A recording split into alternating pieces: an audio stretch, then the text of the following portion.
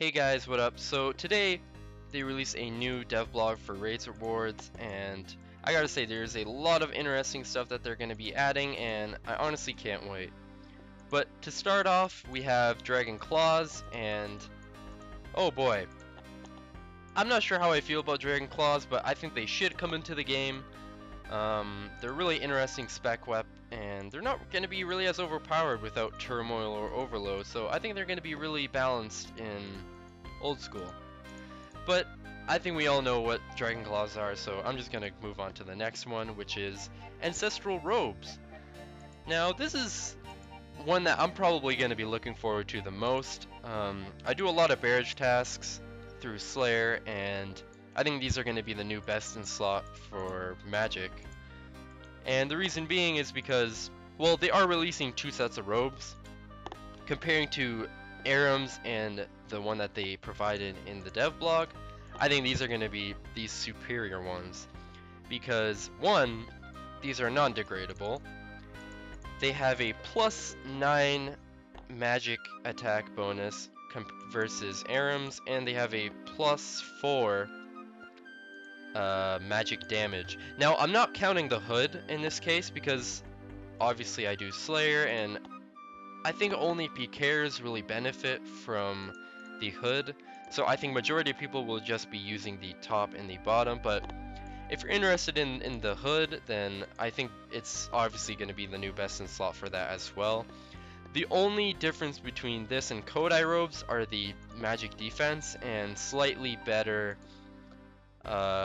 magic attack, which the Kodai robe top and bottom have a +16 versus Arums and have a +4 prayer combined with both of them, but they don't have a magic damage percentage along with them. But yeah, I think these are going to be the new best in slot for Mage, and they're going to be pretty rare. But the only downside to them is that they have really low magic defense and, well, just defense in general. But anyways, next up we have the new interesting bow called the Twisted Bow. Now this is pretty interesting.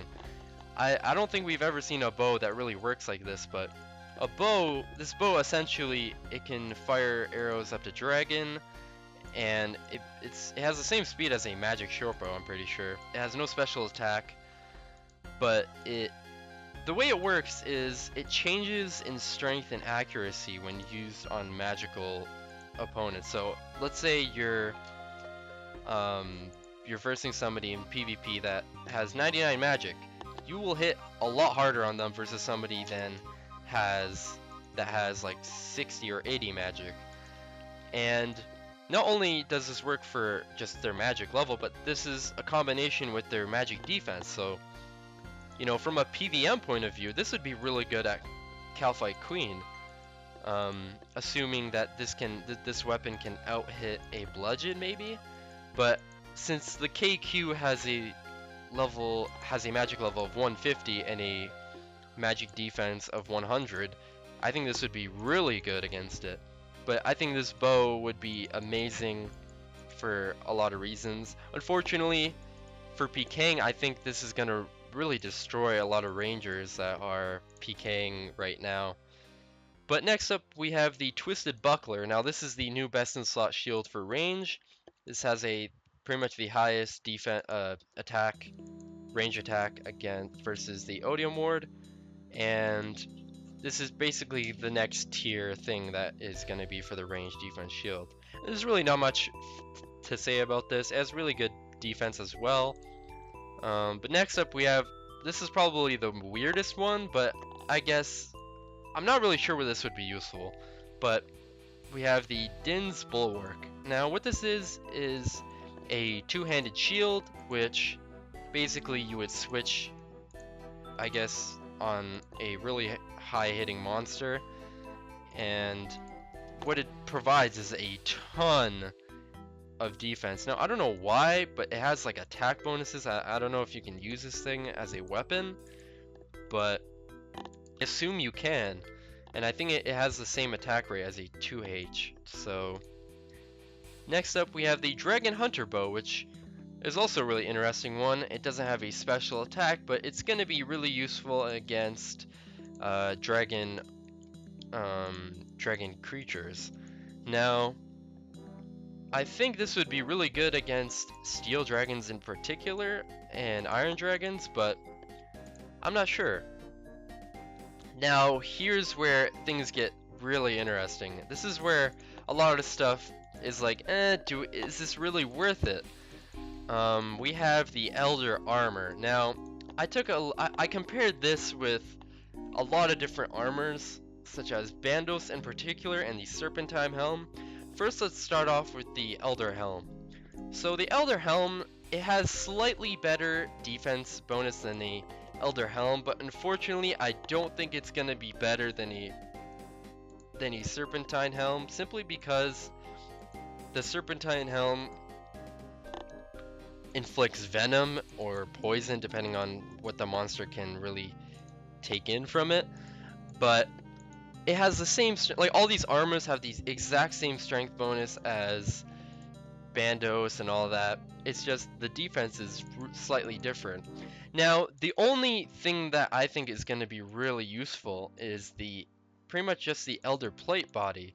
I think the Elder Plate body is sort of superior than the Bandos Plate body, but you also have to consider, like, these are degradable armors. It costs 100k per hour for just to use this whole set.